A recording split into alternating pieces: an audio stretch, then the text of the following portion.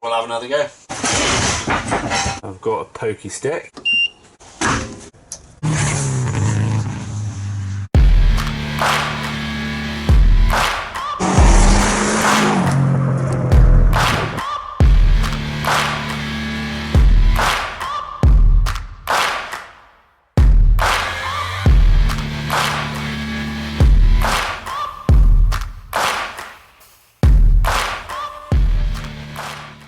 Welcome back to another episode of the Blendline Peugeot 206 WRX-C build. Those of you that have been following along will know the score with the car already. Almost 3 weeks ago we took the car to Prescott Hill Climb for Peugeot Festival, where we stretched its legs for the first time properly.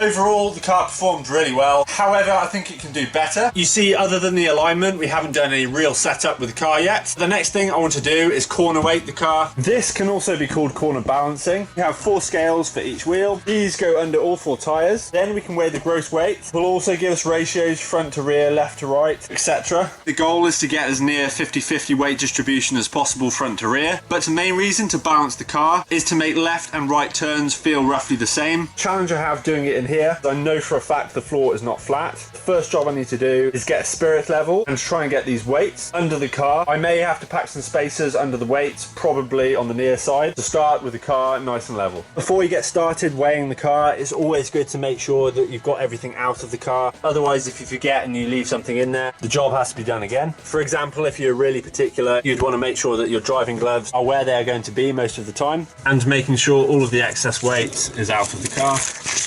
I'm joking, really, that's probably a few grams.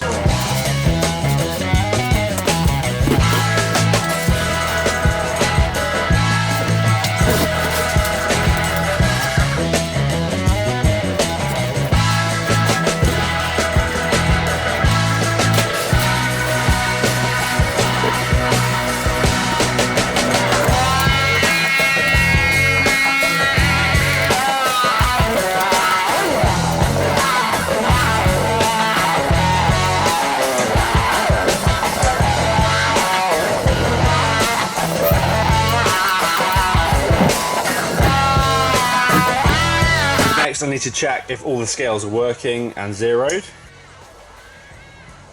And that's good news, they are. I have all the weights set up, but I may have to pause this until I can find a jack. You can see the issue with this one.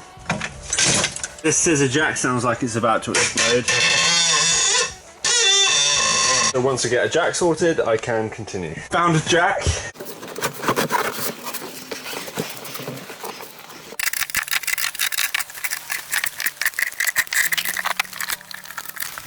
With the front down, you can see the left side has more weight on it currently, but the car is sloping down on the near side, so we don't know the true left to right balance yet. Now I have the car very much level. We've got it on the scales, all scales are connected. As we look at it, we have front right, front left, rear right, rear left. The rear is not too bad, it's only about 10 kilos different. At the front again, it's about 15 kilos off, so as a starting block, that's not bad at all. As I function through, this is the gross weight. It has half a tank of fuel. Minus me, it's 1,253 kilograms, and that's the front to rear percentage. It's more front heavy than I thought it would be. So that's the AB percentage, so it's 58% heavier on the front. Those figures want to be as even as possible if you're after 50-50 weight distribution. And that's just left to right percentage. This is quite an important one. It's corner to corner percentage. You can see it's not bad. Corner to corner, the figure's almost 50. What I do need to do is get myself sat in the car. At the end of the day, I want to be set up with all the weight as it would be driving. So next I'll get inside and we'll see what the figures are.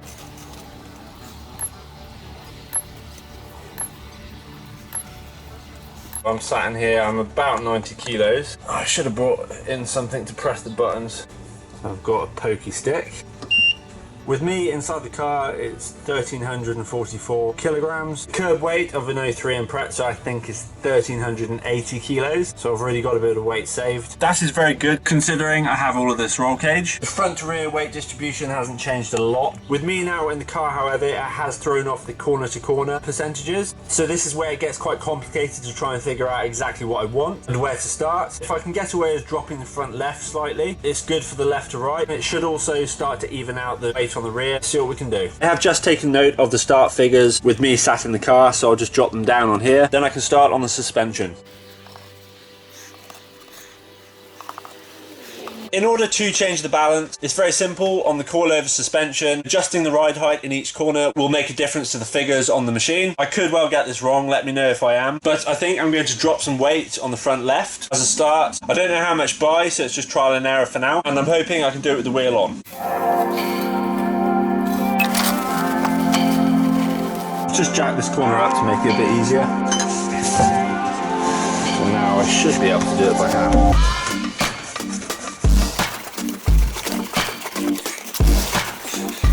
So drop it down there, see what it's like. For those of you that are still paying attention, that was the original figure without me in the car, 372,357. And just by doing that, I've improved it dramatically. So I'll just jump in the car and see what it looks like. It's not really changed drastically. I've added about 4 kilos to the left hand side, so we'll have another go.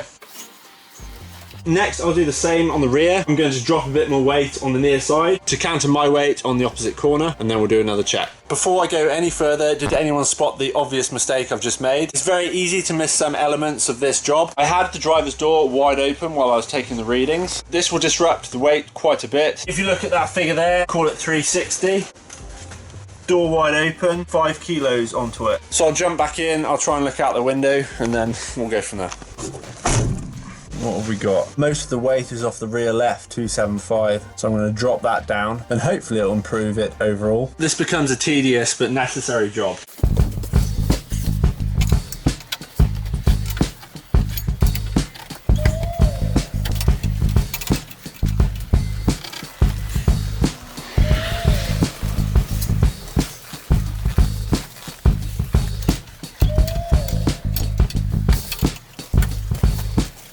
We're only 7 kilos out at the front. This has improved things massively. I do have room to go further, so I'm just going to drop this slightly more.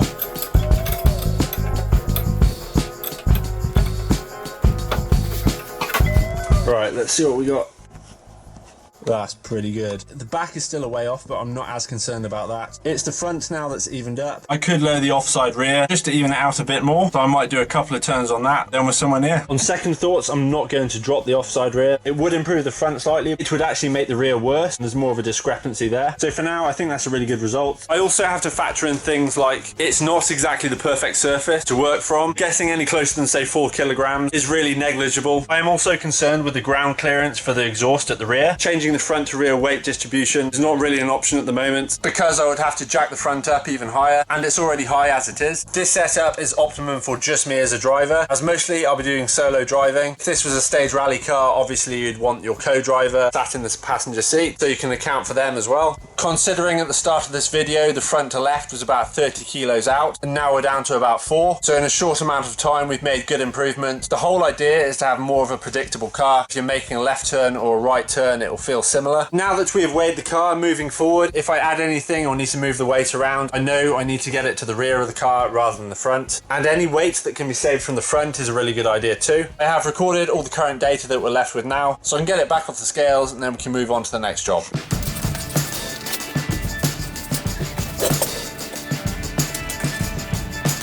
It's much easier getting the car back off the scales. The noise is just an axle stand.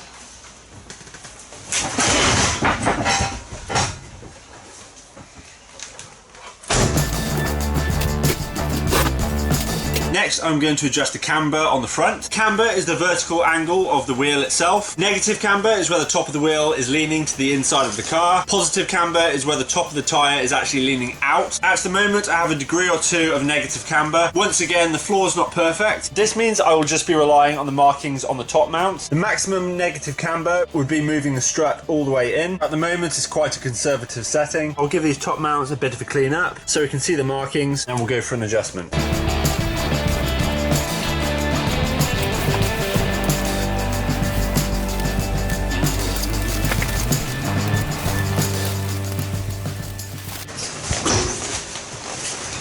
Perhaps that was too far. It's now dropped to maximum negative camber, and it does match the rear quite well. Again, this is very rough, just eyeballing really. But to me, it doesn't look excessive. I think I'll try it on this for now. So I'll do the same on this side.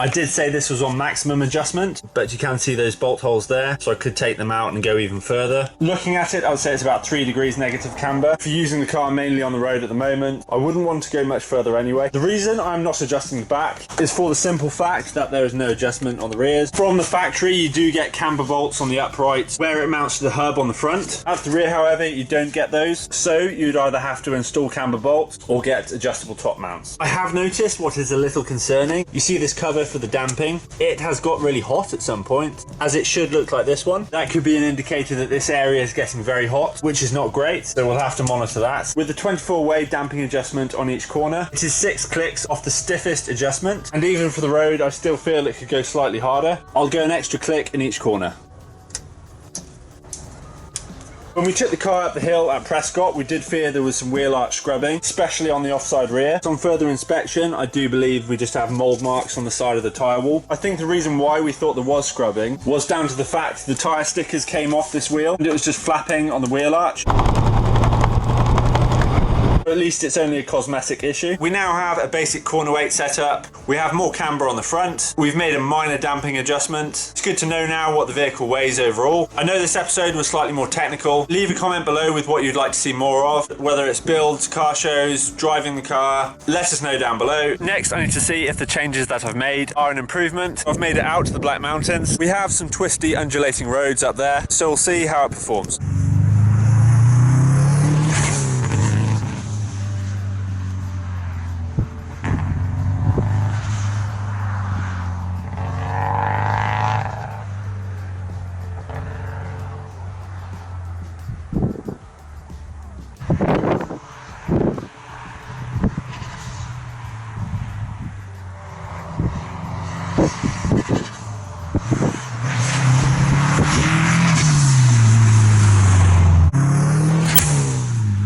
Go subscribe if you haven't already, and I'll see you very soon.